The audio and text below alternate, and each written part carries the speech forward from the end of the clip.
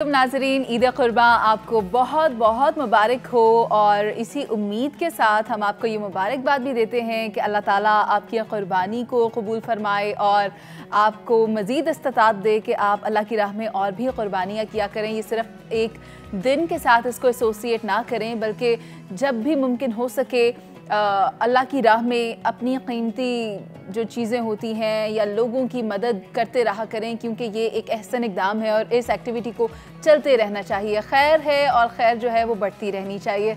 और आज के दिन की मुनासिबत से, क्योंकि ईद का दिन है, तो हमने सोचा कि आपकी मुलाकात करवाई जाए अपने कुछ मेहमानों के साथ। तो इसीलिए दो स्पेशल गेस्ट हमने आज मदऊ किए हैं, जिनमें सबसे पहले मैं आपकी मुलाकात करवाती हूँ। हमारे साथ मौजूद हैं प्रोफेसर डॉक्टर अमजद साकिब साहब, जो कि once more I must say कि वो किसी तारुफ के मोहताज नहीं है। सितारा इम्तियाज़ उनको मिला हुआ है, रमन मगसासे अवार्ड उन्हें मिला हुआ है और 2022 में उन्हें नॉमिनेट किया गया था नोबेल पीस प्राइज़ के लिए भी। सर, बहुत बहुत ईद मुबारक। कैसे हैं आप? ईद की आपको भी बहुत मुबारक और बहुत बहुत शुक्रिया, आपने मेरे नाम के साथ प्रोफेसर भी लगा दिया, तो मुझे ईद का एक तोहफ़ा दे दिया आपने सर। तो बहुत मुबारक माशाल्लाह ईद। और जो दूसरे मेहमान, जब आप उनका तारफ़ कराएंगे तो लोग और ज़्यादा खुश होंगे। मैं उसी तरफ जाने लगी थी। हमारे साथ जवाद अहमद साहब मौजूद हैं। जवाद अहमद साहब मौजूद हैं। और सर, आप को भी कौन नहीं जानता, बचपन से आपके गाने सुनते आ रहे हैं, आप लोगों के दिलों में घर कर चुके हुए हैं और आपने एक सियासी जमात की बुनियाद भी रखी, बराबरी पार्टी के नाम से। मैं सबसे पहले तो आपको भी वेलकम करती हूँ और आपको भी मेरी तरफ से और चैनल 24 की तरफ से बहुत बहुत ईद मुबारक। आपको भी ईद मुबारक और शुक्रिया बहुत बहुत। ईद पर हमने आप दोनों को मदऊ कर लिया है। कैसा लग रहा है आपको? मतलब जो आपकी एक्टिविटीज़ थी वो तो जारी और सारी होंगी, लेकिन हमारे लिए भी आपने वक्त निकाला, तो आपसे मैं ये जानना चाहूँगी कि कैसा रहा आपका दिन का आगाज़? अच्छा डॉक्टर साहब, आप बताना चाहेंगे कि मैं नहीं, आप पहले आप बताइए ना। असल में मेरा तो नॉर्मल दिन होता है, बिल्कुल जैसे आम पाकिस्तानियों का होता है। मेरा ख्याल सबका ही ऐसे होता होगा, जो आप जब नमाज, फिर वो कुर्बानी, फिर वालिदैन के साथ बैठना। मेरी वालदा नहीं है लेकिन वालिद साहब के साथ बैठता हूँ।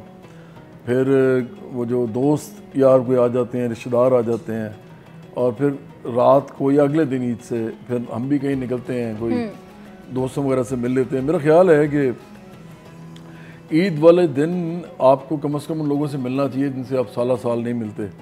और हर ईद पे आप 3, 4, 5 लोगों को अपनी फहरिस्त में रखना चाहिए, हर एक को, कि जो कि आपके उन दोस्तों में से हैं जो बचपन से थे, या जवानी में, या कॉलेज यूनिवर्सिटी में, या आपके साथ नए नए जब आपने काम शुरू किया था तो आपके साथ थे, आपके रिश्तेदार जिनसे आप बड़ा अरसा के बाद मिलते हैं। मेरा ख्याल है ईद अपनों के साथ ही मनाई जाए तो अच्छा लगता है। डॉक्टर साहब, आपके ईद के दिन का आगाज़ कैसे होता है और दिन भर क्या मसरूफियात रहती हैं? जी, बहुत सारी चीज़ें तो वही हैं जो जवाद साहब ने बताया, कि नमाज़ पढ़ना और फिर घर में बैठना और फिर रिश्तेदारों को मिलना, दोस्तों को मिलना। ये इन्होंने बड़ी खूबसूरत बात की कि पुराने दोस्तों को मिलना, वो तो बात ही और है। तो आप फिर बहुत कुछ याद करते हैं, आपकी खूबसूरत यादें भी आती हैं, उनको भी एहसास मिलता है कि आपने उनको खामोश नहीं किया। तो एक मेरी इजाफी भी ये समझें कि एक हमारा तरीक़ाकार है कि एक अदारा है ज़हनी अमराज का, फाउंटेन हाउस। हाँ जी। वहाँ पर 500-600 लोग रहते हैं जो ज़हनी अमराज का शिकार हैं। तो ईद के दिन बदकिस्मती से 60-70% जो वो लोग हैं वो वहीं रह जाते हैं, उनके माँ बाप उनको लेने नहीं आते, तो वो फिर बड़ी तन्हाई का शिकार होते हैं। तो हम अपने दोस्तों को भी दावत देते हैं कि वो वहाँ पर आएँ, तो वहाँ पर फिर हम 1-2 घंटे उनके साथ गुजारते हैं। लोग खाने लेके आते हैं, कपड़े लेके आते हैं, ढोल ढमक्का, उनको म्यूज़िक अच्छा लगता है, उनको थोड़ी बहुत इंटरटेनमेंट उनकी होती है, तो वो होता है। बाकी वही चीज़ें जो इन्होंने कहा जवाद साहब ने, कि दोस्तों को मिलना, अजीज़ व अकारब को मिलना, किसी को जाके कहना कि मैं तुम्हें याद रखता हूँ और तुमसे मुझे मोहब्बत है।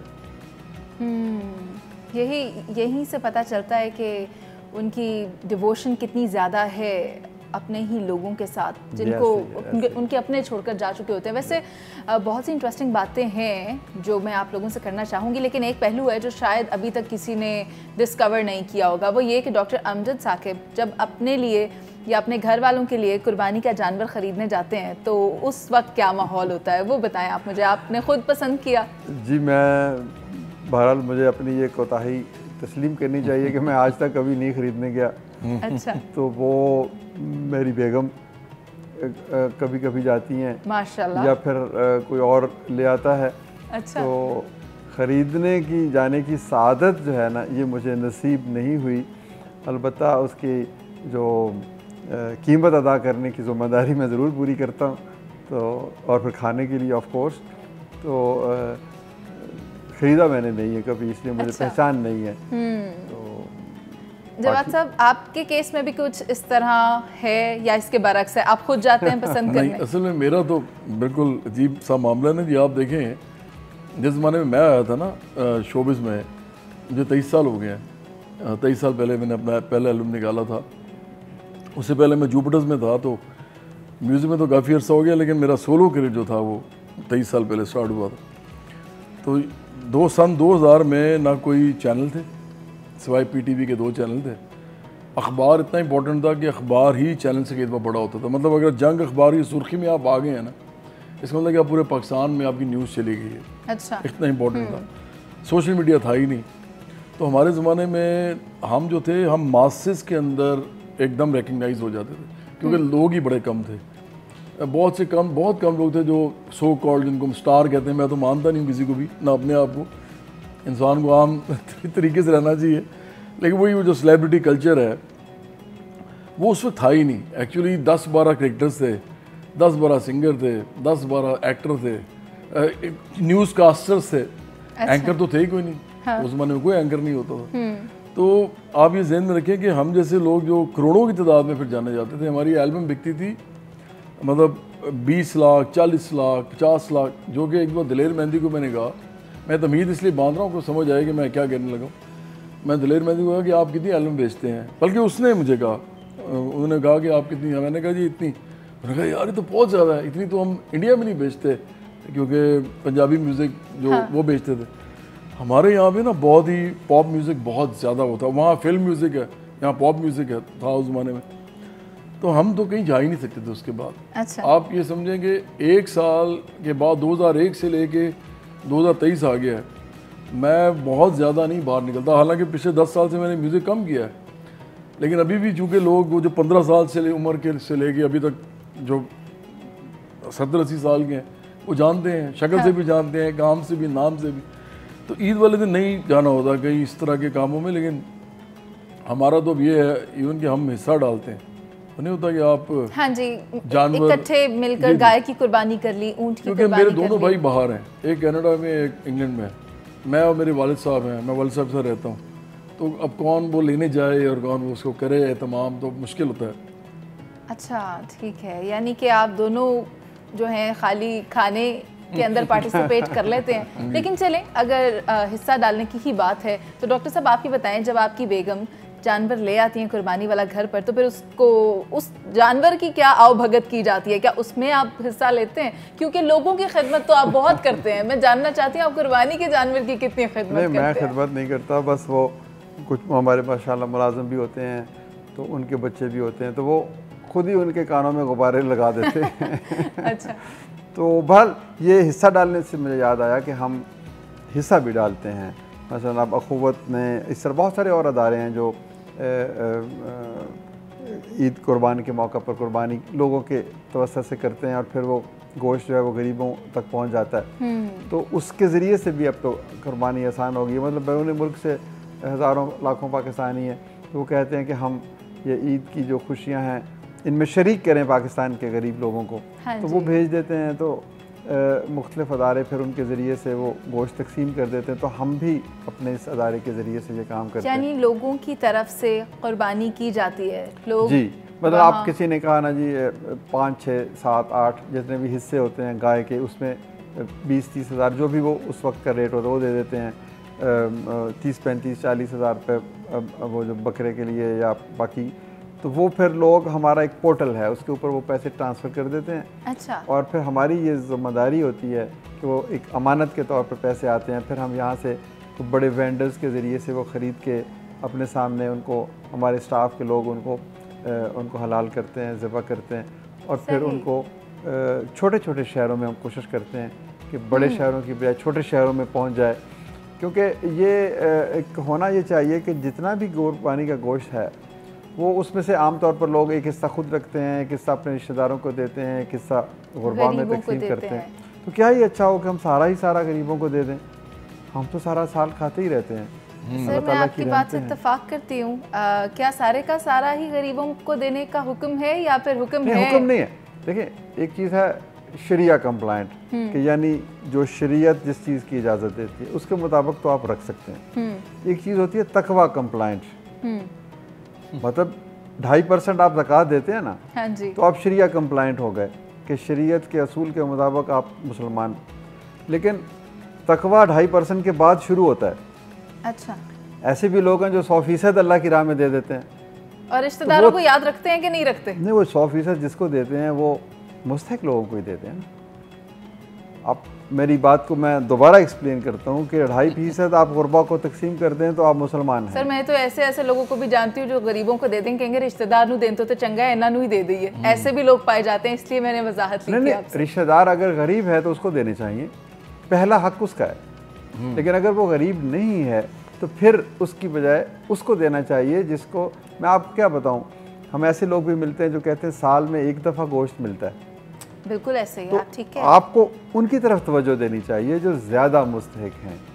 रिश्तेदारों की अव्वलियत है, लेकिन अगर रिश्तेदार भी आपकी तरह मेरी तरह अच्छे खुशहाल हैं और कोई कमी नहीं है तो फिर उनको देने की बजाय तो फिर तो हमें उन्हीं को देना चाहिए। सर एक बड़ी अनफॉर्चुनेट सी फिगर है and that is 11 crore people are living below the poverty line.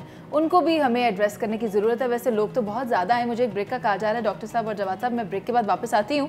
मैं ये भी पूछना चाहती हूँ कि आप दोनों बकरा ईद पर बनवाते क्या हैं और बनाने की क्या बनाने की सलाहियत रखते हैं? इसी के साथ एक ब्रेक पर चलते हैं, तब तक आप सोच लें। वापस आएंगे, आप साथ रहिए।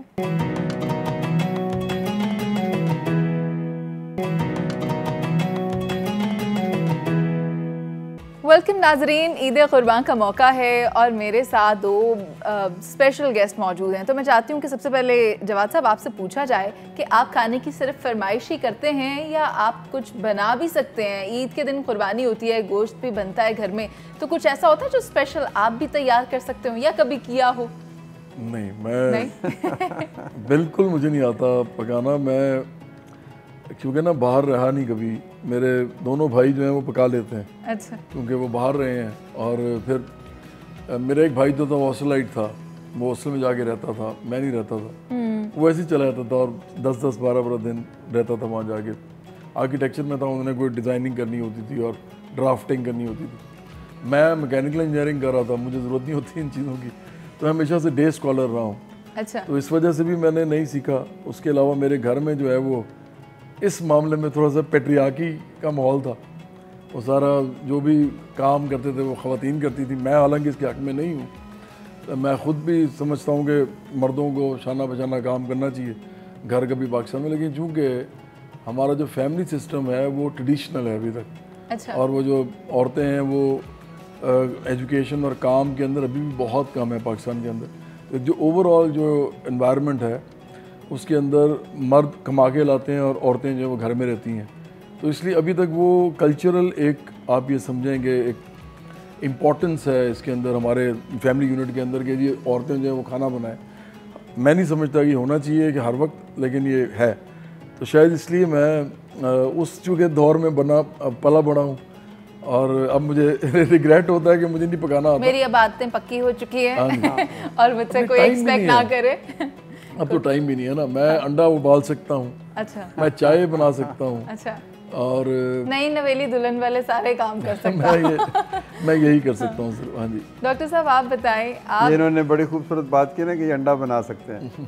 तो मुझे अनवर मसूद साहब की एक बात याद आई। हमारे मज़ाहिर शायर हैं, बहुत बड़े इंसान हैं। वो कहते हैं एक दिन मैं टेबल पे बैठा हुआ था तो मेरी बहू आके कहती है आज की पकाइए भी उन्हीं की है ना। वो बहू आके कहती है अब्बा जी आपको अंडा बना दूं? तो उसने कहा नहीं पुत्र मैं बंदा ही ठीक है। अच्छा ठीक है। तो ऐसी चीज़ें मुझे भी आती हैं जिस तरह इन्होंने कहा। और बहरहाल ये हर शख्स तो अच्छा नहीं खाना पका सकता है ना, लेकिन खा तो हर शख्स सकता है। तो हम खाने में कमी नहीं करेंगे, तो पकाने में हमारी जो है वो एक्सपर्टीज़ नहीं है। सही है। डॉक्टर साहब हमारे साथ क्योंकि जवाद साहब तशरीफ़ फरमा है और इनका पहला तारुफ जो मुझे है वो एक बहुत बड़े गुलकार का है। एब्सोल्युटली। तो ये कैसे हो सकता है कि हम दोनों मौजूद हों और जवाद साहब भी हों और हम लुत्फ़अंदोज़ ना हों आपके गाने से? मेरा गाना है जो मैंने पहले पाकिस्तान में एल्बम में किया, फिर एक फ़िल्म के अंदर पाकिस्तानी में आया, फिर एक इंडियन फिल्म में आया, मैं वो करता हूँ। वो ईद के हवाले से ठीक है, प्यार मोहब्बत बांटता है। सिर माइक आपके पास रखा है। अच्छा, इसके साथ ठीक है। बहुत खूबसूरत, बहुत खूबसूरत। डॉक्टर साहब आपने भी जवाद अहमद को बहुत सुना होगा, आपका उनका सबसे पसंदीदा गाना कौन सा था? जी मैं तो अभी तक इस गाने के सहर से नहीं निकल सका कि गाना भी खूबसूरत है, इसके बोल भी खूबसूरत हैं। तो मैं सुनता रहता हूँ इनके गाने, लेकिन अब मुझे याद नहीं है कि मैं आपको गुनगुना के सिखा। वैसे आप गाने सुनने का शौक़ रखते हैं? जी जी, क्यों नहीं, कौन है ऐसा बदज़ौक़ जो गाना नहीं सुनता। लेकिन मैं ज़्यादातर पुराने गाने, नूरजहाँ के गाने सुनता हूँ। वैसे मुझे लग रहा है आपको शेर व शायरी का शगुफ़ ज़्यादा है। जी जी, शायरी मैं पढ़ने की हद तक बहुत ज़्यादा है। अच्छा। लिखने की हद तक नहीं है। लिखता मैं नसर किताब लिखता हूँ। अच्छा। लेकिन शायरी मैं करता नहीं हूँ, लेकिन शायरी ने मेरी शख्सियत और मिजाज की तामीर में बड़ा अहम किरदार अदा किया। आपके पसंदीदा शायर कौन से हैं? शायर तो दो तीन ही हैं उर्दू के दामन में। इकबाल हैं, फराज हैं। नहीं, फराज तो बहुत बाद में आते हैं। अच्छा। गालिब हैं, मीर हैं, फैज़ हैं। फराज भी अच्छे शायर हैं, लेकिन बहरहाल जो बात मीर में, इकबाल में, आप पढ़ें क्लासिकल अदब, वो तो फिर आपको पता चलेगा कि इकबाल कौन थे और गालिब ने क्या कहा। गालिब दुनिया के चंद बड़े शौरा में है। ये बहुत बात है कि उर्दू ज़ुबान को इतनी शोहरत नहीं मिली, तो वो जो उनका जो तख़य्युल है और उनकी जो शायरी है। उर्दू ज़ुबान को शोहरत नहीं मिली, उर्दू है जिसका नाम हम जानते हैं, हम ही जानते हैं। दाग सारे जहां में धूम हमारी ज़ुबान की है। वो बहरहाल वो एक शायराना तअल्ली है। ये दाग ने जब कहा तो उसका मतलब बरसगीर होगा। लेकिन अब वैसे उर्दू कनाडा में भी पहुंच गई है, इंग्लैंड में भी पहुंच गई है, अमेरिका में भी, स्पेन में भी, मतलब दुनिया के जहाँ जहाँ बरसगीर के लोग जाते हैं। देखिए, ज़ुबान जो होती है ना, वो सिर्फ ज़ुबान नहीं है। ज़ुबान दरअसल एक तहज़ीब का नाम है, एक सलीका है, एक तर्ज़ बूदो बाश है। ये आपकी सोच और फ़िक्र को मुतय्यन करती है। तो ज़ुबान जो है वो आपकी पूरे मुआशरे की अक्कास है। तो हम अपनी ज़ुबान से दूर हो जाएंगे ना, तो फिर हमारी रवायात भी हमसे दूर हो जाएंगी। आप बच्चों को इंग्लिश पढ़ाना सिखा दें तो वो मुकामी लीडर्स को भूल जाएंगे। सही। वो आम जो चीज़ें हैं, मसलन आपने पंजाबी अगर छोड़ दी या सिंधी छोड़ दी, तो उस ज़बान की जो खूबसूरत लफ्ज़ हैं उनसे महरूम हो जाएंगे। अब मैं अपने बच्चे को मंजी कहना ना, तो वो उसको कहता है ये मंजी क्या होती है? चारपाई। अच्छा, फिर मैं उसे कहता हूँ ये मज है। वो अब यकीन करें कि एक बच्चा मेरे पास आया, तो वो चंद दिन हमारे घर रहा, तो हमने ऐसी बातें की कि हम गांव जाते हैं, वहाँ पर मज होती है। तो वो 4 दिन के बाद मुझे कहता है, अंकल आपने 3-4 दफ़ा मज कहा है, ये मज क्या होती है? तो बस फिर आपने उसको क्या बताया मज क्या? मैंने कहा कि मज मैं बयान नहीं कर सकता, आपको ले जाके दिखा सकता हूँ। अच्छा, सही। तो भले ये तो आपने एक ज़मीनी बात की, हमें अपनी तहज़ीब और अपनी ज़ुबान पे, और ख़ास तौर पे ईद के त्यौहार में तो हमें गुफ्तगू भी अपनी ज़ुबान में करनी चाहिए। आप ठीक कह रहे हैं, लेकिन आपने हमारे माशरे की बात की है। मैं चाहूँगी जवाद साहब, ईद का भी दिन है, तो आप मुझे ये बताएं कि हमारे माशरे के अंदर आपने ये अनसर कितना पाया है कि ये लोगों की खिदमत में हिस्सा डालते हों, लोगों की फलाह में पार्टिसिपेट करते हों। सर, आपका तो बहुत काम है, मैं उसकी तरफ भी आऊँगी, लेकिन आपने ख़ुद क्या एनालाइज़ किया सोसाइटी में? देखिए, सोसाइटी में ना, जब से वो कॉन्स्टिट्यूशंस बने हैं, दस्तूर जिनको कहते हैं, और जब से एक सिटीज़न का और शहरी का एक गवर्नमेंट के साथ या रियासत के साथ एक कॉन्ट्रैक्ट हुआ है, जिसको हम सोशल कॉन्ट्रैक्ट कहते हैं, उसके बाद से ये जो खैर के काम है ना, ये एक्चुअली उसी मुल्क में होते हैं जहाँ पे सियासी तौर पे लोगों के मसाइल हल नहीं किए जाते। वहाँ पे ज़्यादा फिर खैर के काम होते हैं। तो इसलिए मैं चैरिटी को हमेशा समझता हूँ कि ये उन्हीं मुल्कों में होती है ज़्यादा, और इसको ज़्यादा बड़ा मकाम भी मिलता है जिन मुल्कों में इंस्टीट्यूशन जो हैं पॉलिटिकल वो ख़त्म हो जाते हैं, गवर्नमेंट की जो एडमिनिस्ट्रेशन है उसका निज़ाम ख़त्म हो जाता है। क्योंकि गवर्नमेंट्स बनाई इसलिए जाती हैं ना, जंगल में रहते थे लोग पहले, जिसका जो दिल करता था वो करता था, जो ताकतवर होता था कमज़ोर को दबा लेता था। हमने जो रियासतें बनाई है बनाई इसीलिए हैं ताकि तमाम लोगों को बस तमाम राइट्स मिल सकें और बड़े तरीके से डेमोक्रेटिकली कॉन्स्टिट्यूशनली मिल सकें कि जिसके लिए वो लड़ना ना पड़े उनको आपस में। हाँ। मुझे लगता है कि पाकिस्तान जैसे मुल्क में इस वक्त जो है जो माहौल है, खैर के काम करने वाले बड़े ज़बरदस्त हैं। अमजद साकिब साहब तो ख़ुद इसमें बहुत इनका बड़ा नाम है और ये बड़ा अच्छे काम हो रहे हैं सारे। लेकिन मुझे लगता है इस वक्त पाकिस्तान में सियासी तौर पे सख्त बातें करने की ज़रूरत है। अभी ज़ुबान की बात हो रही थी, इस मुल्क के अंदर ज़राए पैदावार पे लोग काबिज़ हैं। इस मुल्क के अंदर अमीरों को देखें तो उनके लिए ये हर रोज़ ईद होती है उनकी, वो एंजॉय करते हैं हर वक्त, और उनका रहन सहन भी और है। वो हमें कुछ और प्रीच करते हैं, ख़ुद वो कुछ और तरह रहते हैं, और गरीब गरीब हो रहा है, अमीर अमीर हो रहा है। तो इस वक्त सख्त बात करने की ज़रूरत है, और वो भी आम लोगों की तरफ से। ये तो मेरा सियासी पॉइंट ऑफ व्यू है। अब जहाँ तक ज़ुबान की बात है, मैं थोड़ा सा ऐड ऑन करना चाहूँगा इसमें कि जैसे अमजद साकिब साहब ने कहा कि इनके बच्चे को नहीं पता था कि मंजी क्या है, नहीं वो तो चारपाई खैर क्या इनका है, मंजी क्या है। वो तो इनका बेटे का दोस्त था ना, लेकिन इनके अपने बेटे को भी चारपाई का नहीं पता था कि मंजी होती है। मेरा ख्याल है कि ये हम we can not turn back the clock, ये ऐसे ही होगा और ये आगे से आगे चलता जाएगा। और ज़ुबान हमेशा फिर अपनी हैयत और अपनी फॉर्म बदलती रहती है, और वो बदलती है, हर सूरत में बदलती है। क्योंकि जैसे जैसे अब इस मुल्क में दुनिया में science, technology, rationalism, Greek thought जो कि वेस्ट ने लिया, यूरोप ने लिया, फिर लिबर्टी, इक्वालिटी, फ्रेटर्निटी, जस्टिस की बात हो रही है पूरी दुनिया में। तो हमें बहुत से और भी बहुत सी ऐसी चीज़ें मिल रही हैं, एक्सपोर्ट हो रही हैं, वहाँ से हम इंपोर्ट कर रहे हैं, जो कि थॉट्स के अंदर आती हैं। वक्त के साथ साथ चीज़ें मिलकर एक नई ट्रांसफॉर्मेशन लेकिन मैं होती एक बात रहती है। इसको मैं कहना कि चाहता हूँ कि ज़ुबान जो है ना ये तो बदलती है, लेकिन उर्दू ज़ुबान के हवाले से सबसे बड़ी जो इस वक्त एक्सपोर्ट है पाकिस्तान और इंडिया और एशिया में, वो इंडियन सिनेमा से है। अच्छा। वो 1 अरब 40 करोड़ का मुल्क है, और उनका जो सिनेमा है वो ज़्यादा फिल्में बनाता है हॉलीवुड से भी ज़्यादा। उनकी जो फिल्म की वजह से उर्दू जा रही है। और मुझे महेश भट्ट साहब ने एक दफ़ा कहा, मैं बड़ा हैरान हुआ उनकी बात सुन के। मैंने फिर इसको एनालाइज किया तो वो ठीक कह रहे थे। उन्होंने कहा कि यार हमारा जो सिनेमा है ये हिंदी नहीं है, हम हिंदी लिखते हैं। अच्छा। असल में ये उर्दू सिनेमा है। उन्होंने कहा आपने कभी हमारी फिल्म्स के अंदर कहाँ देखा हिंदी के अल्फाज? और मैं बड़ा हैरान हुआ कि मैंने वाकई देखा कि अमिताभ बच्चन बिल्कुल शुस्ता उर्दू बोलते हैं अपने फिल्मों में। हाँ। लेकिन जब वो अपना हिंदी प्रोग्राम करते हैं ना टेलीविज़न पे, तो उसमें वो 60% अल्फाज हिंदी के बोलते हैं। इसका मतलब कि उनकी जो एक्सपोर्ट फिल्म की है जो पूरी दुनिया में जा रही है उर्दू ज़बान में उससे। और हमारी भी फिल्म अगर बड़ी हो जाए, हमारी फिल्म, मैं चाहूँगा, हमारे पॉप म्यूज़िक ने बहुत उर्दू को प्रमोट किया है, पूरी दुनिया में किया है हमारे पॉप म्यूज़िक ने।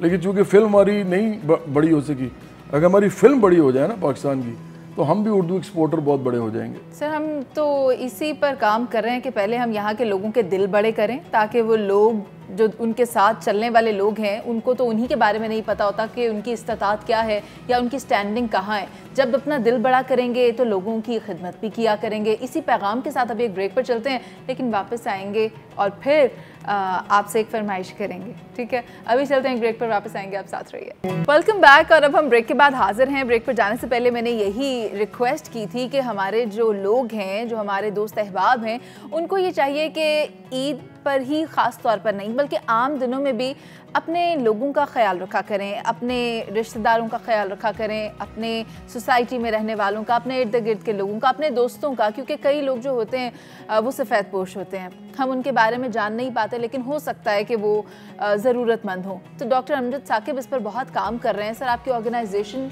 का काम बहुत ज़्यादा है, आप लोगों को कारोबार शुरू करने के लिए भी एक रकम प्रोवाइड करते हैं। उसके अलावा एजुकेशन सेक्टर में आप लोग फ्री यूनिवर्सिटी रन कर रहे हैं, जहां बच्चे आते हैं, तालीम हासिल करते हैं, उन्हें कुछ देना नहीं पड़ता। तो मैं चाहूँगी कि आप हमें बताएं कि मुखैर हजरात आपके फाउंडेशन को किस प्रोसेस के थ्रू डोनेट कर सकते हैं।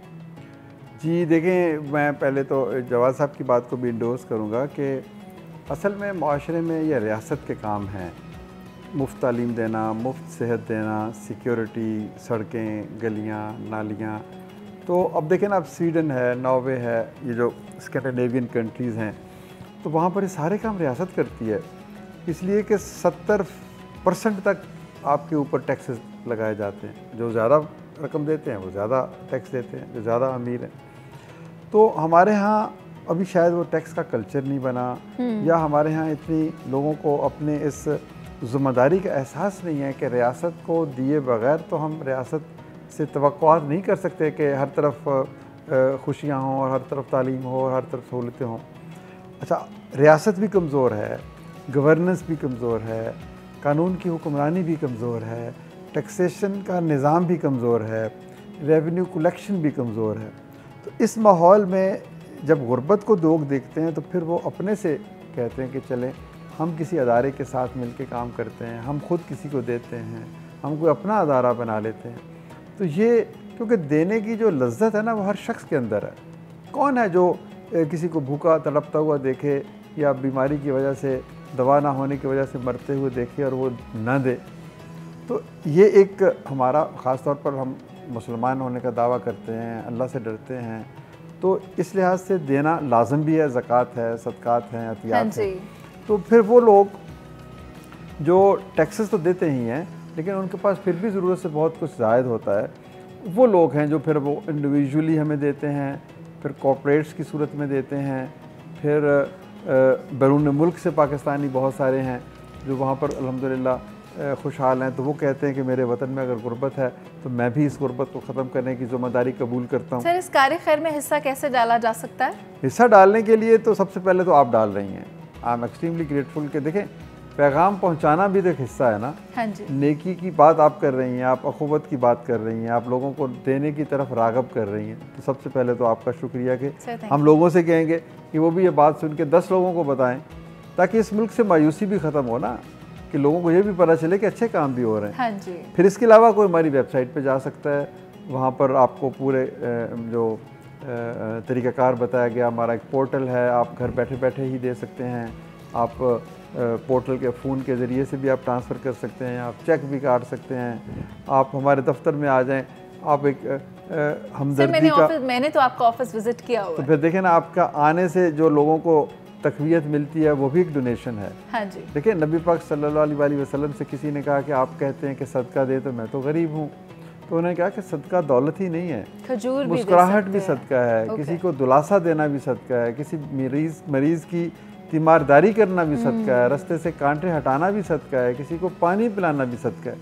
तो हम इन छोटी छोटी चीज़ों को भुला बैठे हैं। अगर हम ये छोटी छोटी चीज़ें, किसी को सलाम कह देना, अब देखें अस्सलाम वालेकुम का मतलब है आप पर खुदा की रहमती हो, तो हम ये भी मुंह बना के गुजर जाते हैं कि वो मैं क्यों कहूँ सलाम।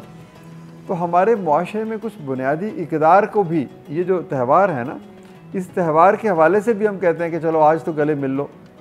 क्या कहते थे सर वो, गले आज तो मिल ले ज़ालिम, ईद का दिन है गले आज तो मिल ले ज़ालिम। रस्म दुनिया भी है, मौका भी है, दस्तूर भी है। हाँ जी। तो इसको हम एक पॉजिटिव सेंस में, ये वैसे तो ये बचगाना शेर है, लेकिन हम ईद के दिन अगर अपनी इख्तलाफात भुला दें, किसी से हाथ मिला लें, गिले शिकवे भुला दिए जाएं, तो ये फिर एक रवायत बनती है जिससे मुआशरे तामीर होते हैं। मुआशरों में अगर खुशी नहीं होगी, देखिए पैसे से, एक पैसे की गुर्बत है, एक मुस्कुराहट की गुर्बत है, खुशी की। क्या कहूँ मैं आपको डॉक्टर साहब, आप भी तो देखें ना, मसाइल इतने ज़्यादा हो गए हैं, लोगों के अंदर जो डिफरेंस आ गया, अमीरी और गरीबी का एक क्लास डिफरेंस जो है वो बढ़ता चला गया, तो लोग वैसे मायूस हो गए हैं। लेकिन आप तो यहाँ पर हमारे साथ हमारे ईद शो में आज मौजूद हैं, I am thankful to you. मगर इसके अलावा भी गौहर एजाज हैं, फवाद मुख्तार हैं, अनवार गनी हैं, और भी बहुत बड़े बड़े नाम हैं जो फिलंथ्रॉपी में पेश हैं और गरीब लोगों के लिए मौके पैदा कर रहे हैं, ज़राए पैदा कर रहे हैं। हम उन्हें अपने प्लेटफॉर्म से शुक्रिया अदा करते हैं कि वो इस नेक अमल को आगे बढ़ा रहे हैं और इसको जारी और सारी रखे हुए हैं। अब क्योंकि जवाद साहब प्रोग्राम का वक्त ख़त्म हो रहा है, मैं चाहूँगी कि मैंने आपसे कहा था कि मेरी आखिरी ख्वाहिश होगी आपसे एक, तो आप हमें कोई गाना सुना दें। प्रोग्राम की आखिरी ख्वाहिश, आज की आखिरी ख्वाहिश, आज के शो की मेरी आखिरी ख्वाहिश। Sir mike. ठीक है, मैं आपको फिर पाकिस्तान के लिए मैंने गाना किया था वो मैं कर देता हूँ आज, क्योंकि यूनिटी की और मतलब अमन की या प्यार की ज़रूरत आज जितनी पाकिस्तान को है, और जिस तरह की पाकिस्तानी रियासत जिस मैं समझता हूँ दौर से गुजर रही है, अवाम भी गुजर रहे हैं, तो शायद इसकी ज़रूरत है इस वक्त। सही कह रहे हैं।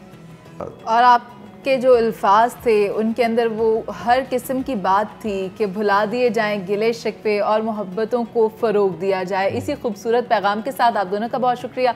प्रोग्राम का वक्त ख़त्म हो गया। आप सबसे इजाज़त, दोबारा आपसे फिर मुलाकात होगी अल्लाह ने के बाद।